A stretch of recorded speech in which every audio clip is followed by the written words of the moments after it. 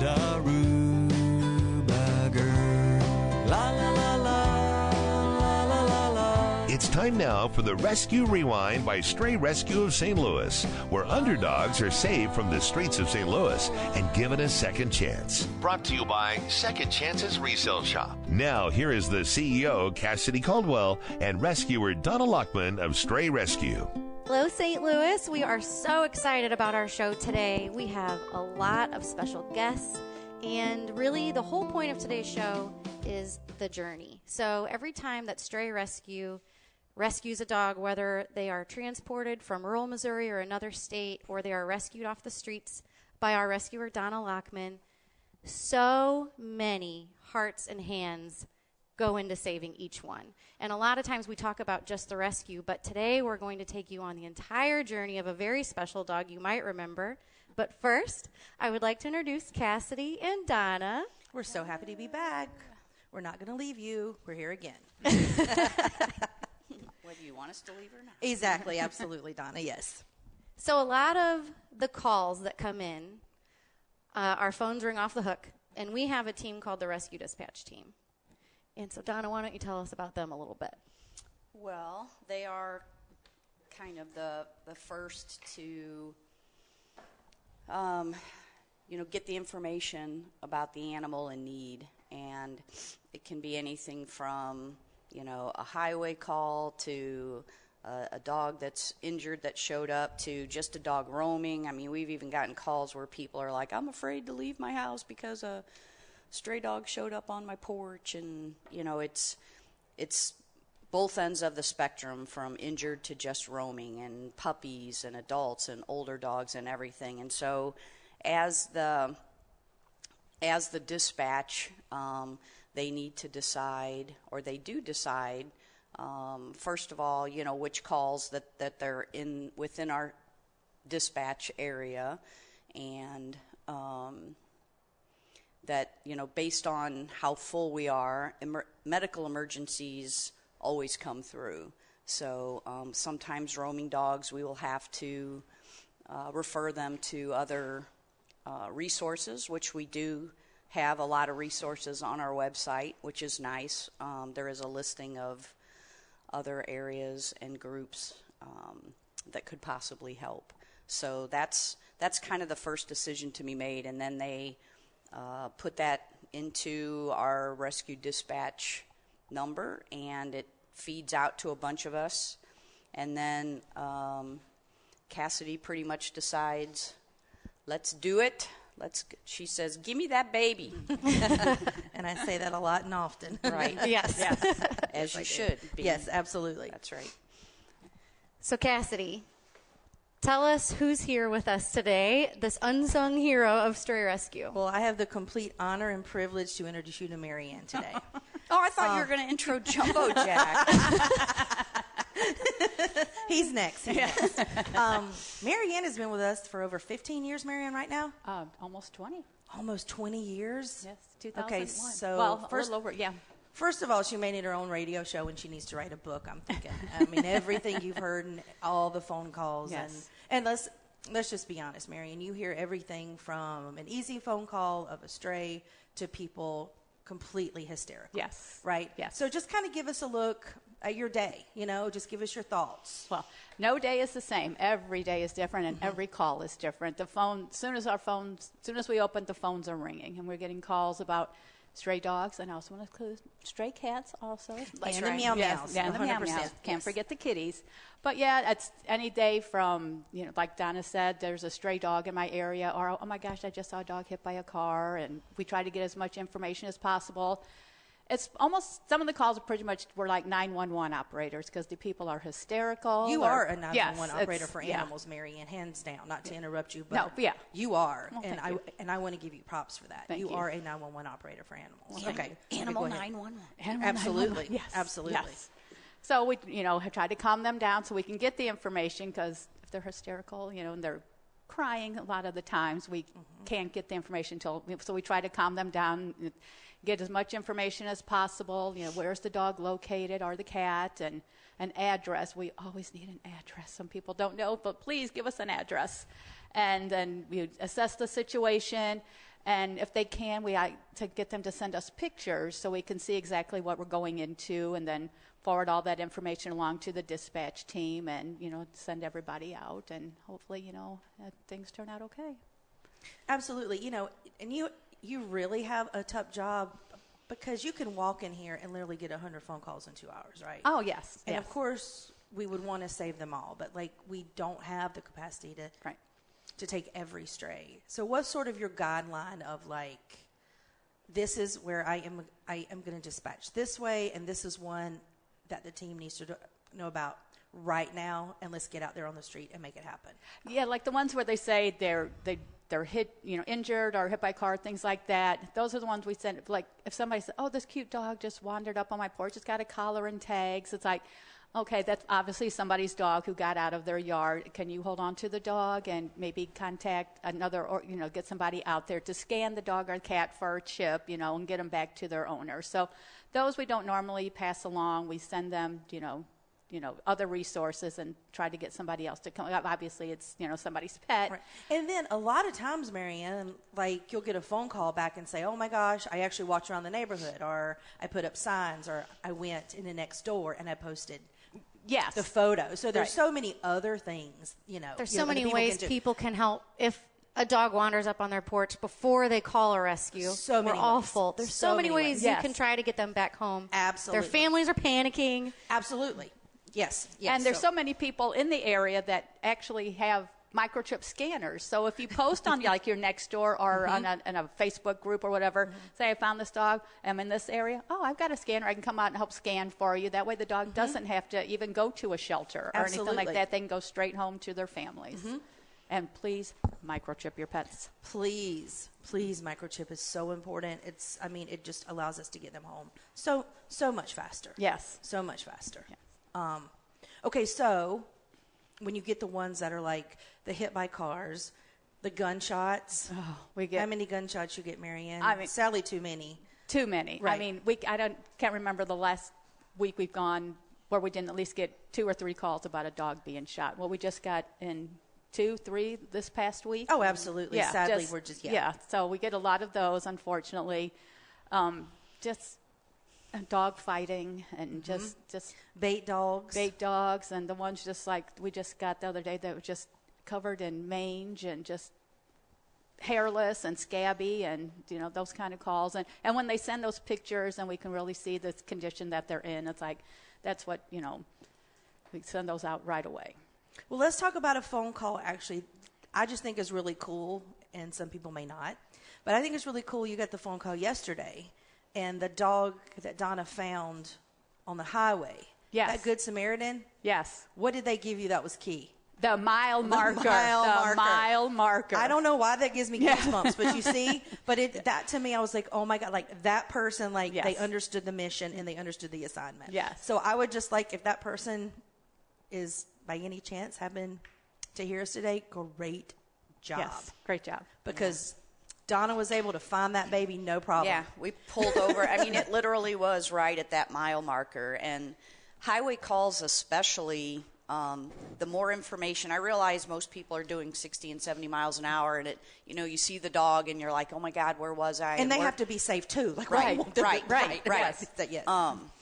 But, a lot of times people don't even know whether they're heading east or west on the highway and what exit they were by, or, whether the dog was in the fast lane or the slow lane or, wherever. But it's imperative on those highway calls to get as much detailed information as possible, because it's also hard if they give us a general area and we don't see the dog and we pass it. It's hard to find areas to get off, try to turn around, come back around. And by then, there's been times, sadly, where we've had to make loop after loop after loop. And by the time we find the dog, it has been hit. So really, I can't even emphasize enough. Yeah. Absolutely. And also, Marianne, I hear you on the phone. Uh-oh. And no, I do. You still have your job. It must be okay. It must be an amazing thing, right? But sometimes, people won't really know the things they need to say. You're like an FBI agent, and then all of a sudden, you'll pull every everything from them, and we knew exactly where to go, and we know exactly how to get there. Yes, I tried to get as much, everybody at the front desk, we tried to get as much information as we can. Please, a specific location, a description, anything you can give us. The more we can never have too much information. So what's one of the stories? We're not going to go into Jumbo because we're going to talk about him later. He's the star. Let's be honest. None of us are. He's the star. What is one phone call in the 20 years that sticks with you that you'll never forget? Oh, my gosh. And I know there's so many, and I'm putting you on the spot. So just one. If you can think of, if you can't. The only one I can think of that kind of stands out, only because it was one of the most harrowing rescues that you guys both went on, was Dodge. And this was also another highway rescue where Donna had to cross just those 5 lanes of traffic speeding by. For some, that rescue stands out in my mind, that sending that call. So, and he's wonderful. He made it safe across the street, or the highways, and been adopted. But that's one of the calls that really sticks out to me. Okay. Now, I know you hear, the sadness all day. All day. But you do get some phone calls and some beautiful stories about animals that have passed and, like, they want to donate their belongings or their medicines. Like, just tell me how that feels. Oh, that's wonderful. Right. Anytime somebody this one got to me the other day. Okay. It was a dog that was adopted from Stray Rescue about 6 months ago, and they had him only a month, and they found out that he was in stage 4 cancer, and he just recently passed away. I'm going to start crying. Nope. Welcome to the club, Marianne. We cry every day, all day. Okay. People need to know that, and it's okay. But his name was Apothic, and they brought in his stuff because... It's okay.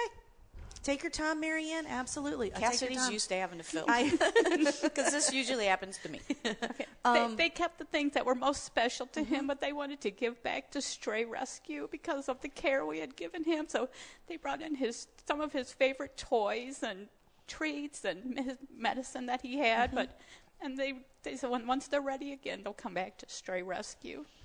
And done that in just all the horrendous stuff we see daily, and we don't see the best of the human race. No, okay, we don't. Kind of heals your soul a little bit, though. Doesn't it? Yes, it does. I mean, I hated that they lost that baby, but boy, they gave him a great. He was loved. A great he was end. loved. Yes, we love hearing that stuff too, because a lot of times a lot of dogs get adopted out of here, and we, many times don't ever hear how they do after they're gone. Right. So the stories and emails and stuff that we get after a dog is adopted, people don't understand how much that means to all of us. Absolutely. To know where that dog, how well that dog is now doing, and how loved it is in their home, because we want that for every dog. So send those updates, send those pictures. Yes. We love them. We love them. We love them. They give us life. Yes. And honestly, some mornings they make us get up out of bed. Right. It just being keeps us honest. going and reminds Absolutely. us this is why we do what we do. Absolutely. Okay, so now let's give the community a props, because you're the front line in that.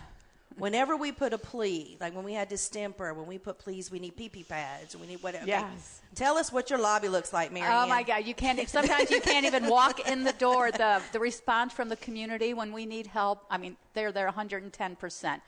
Whatever we need, it's there by the next morning. I'm not kidding. You can't walk in. I mean, the UPS drivers, I'm sure, don't like us, but not just UPS, but the Amazon, FedEx, all those guys. We try to give them candy and cookies. Yes, I don't think they're buying it. I just think they're still like really. And they'll come in and be like, "You put out a plea." They do. They know. They know when we put out a plea. Yes, they know exactly when the 5 trucks pull up. But we're able to do what we do every single day because of you guys. Well, thank you. So, but Marianne, I feel like there's so much else I wanted. Okay, so not only does she answer the phone, I just also want to say this. I probably get tagged in a million things a day, and she's also my backup FBI agent on that. Like you've helped me get them here from all over in the United States.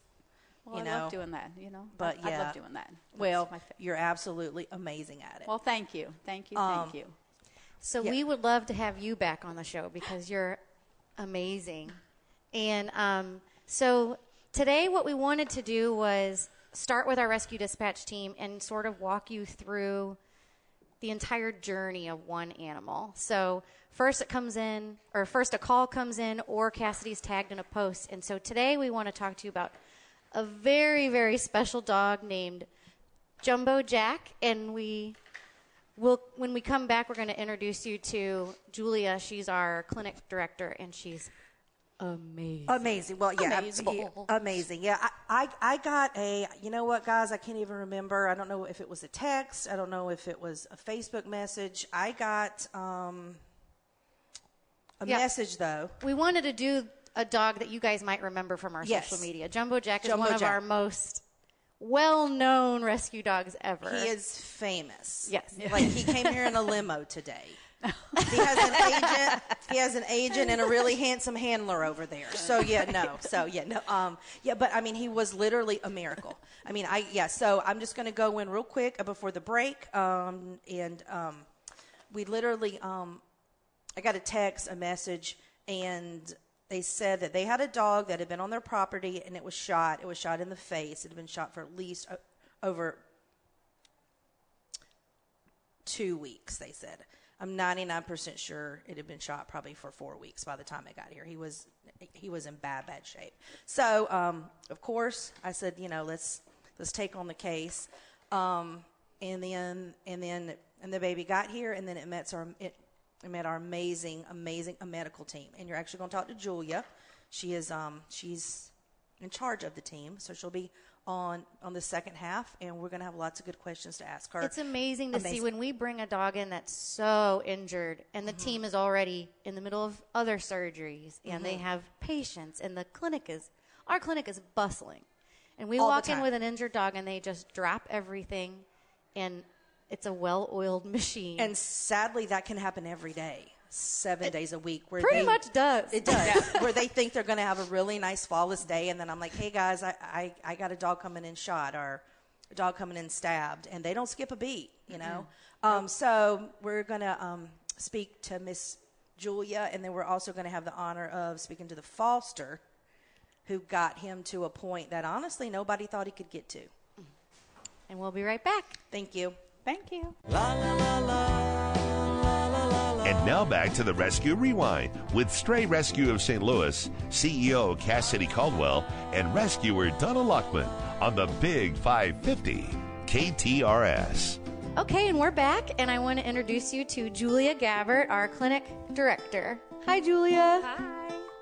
Welcome to our radio show. Thank you so much for having me. So we just left off talking about a dog named Jumbo Jack that joined our family a couple years ago, but he was one of the most standout, famous dogs that we've ever had. Yeah. So I kind of just want to talk about how every department jumps in to save these lives. So tell us a little bit medically about what his condition looked like. Yeah, so when Jumbo Jack was first rescued, he had so much going on. The most pressing thing, of course, was that he had been shot in the face and his jaw was completely mangled. It was to the point sometimes when animals have a broken jaw, we're able to wire it so that they can keep their whole jaw, but his was damaged so badly that he actually had to have half of his lower jaw completely removed. Which is really cute now because his tongue just hangs out of his mouth all the time.